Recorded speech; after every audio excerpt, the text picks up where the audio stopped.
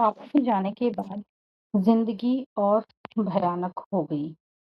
मैंने सिर्फ अपने पापा को नहीं खोया था, मेरे साथ दादाजी ने अपना बेटा खोया, मम्मी ने अपना पति खोया और पूरे परिवार ने अपना सबसे मजबूत सहारा।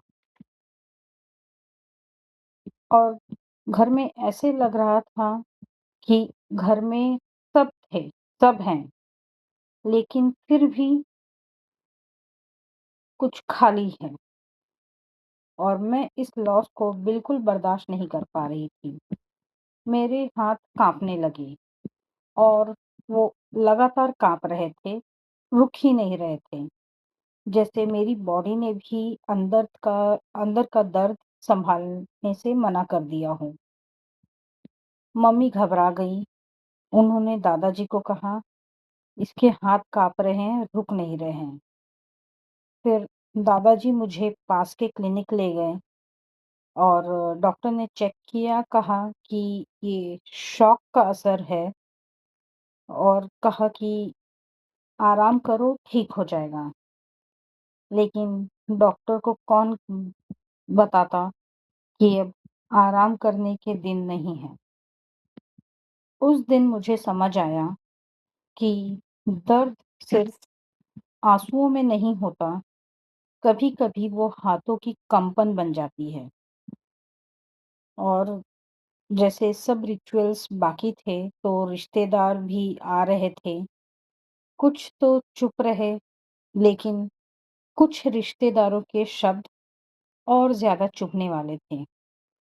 मेरी बड़ी मम्मी भी अक्सर कहने लगीं, जब भी कोई रिश्तेदार आता, "जो हो गया सो हो गया, होनी को कौन टाल सकता है?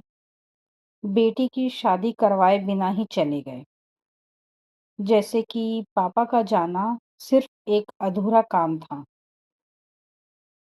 वहीं और लोग मम्मी और दादाजी से कहने लगे कि बेटी बड़ी है, अब पहले बेटी की शादी करवा दो। लड़की है, घर में कब तक रहेगी? मम्मी कुछ नहीं बोलती थी, बस वो चुपचाप अपना सर हिलाती और शांत रहती। शायद बोलने की ताकत उनके पास भी नहीं बची थी। सब रिचुअल्स खत्म होने के बाद एक बात तो साफ हो गई थी कि अब किसी को कोई लेना-देना नहीं है। हमारा घर कैसे चलेगा, किसी को कोई फ़र्क नहीं पड़ता। और मैंने डिसाइड किया कि अब मुझे ही आगे बढ़ना होगा।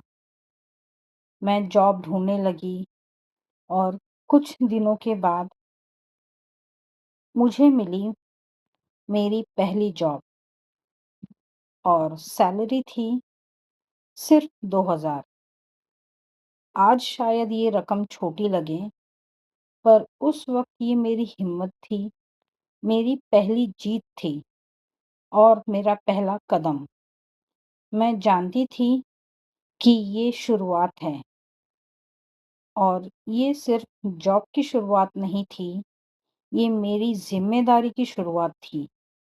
और उसके बाद मैंने कैसे घर सँभाला, कैसे मम्मी और भाई का सहारा बनी और रिश्तेदारों के प्रेशर के बीच खुद को कैसे खड़ा रखा, कहानी जारी रहेगी अगले वीलॉग में। और अगर आप यहाँ तक आए हैं तो चैनल को लाइक कीजिए, सब्सक्राइब कीजिए और कमेंट में लिखिए कि हिम्मत हारना ऑप्शन नहीं होता। कुछ लोग टूट जाते हैं और कुछ लोग टूट कर भी संभल जाते हैं। Thank you.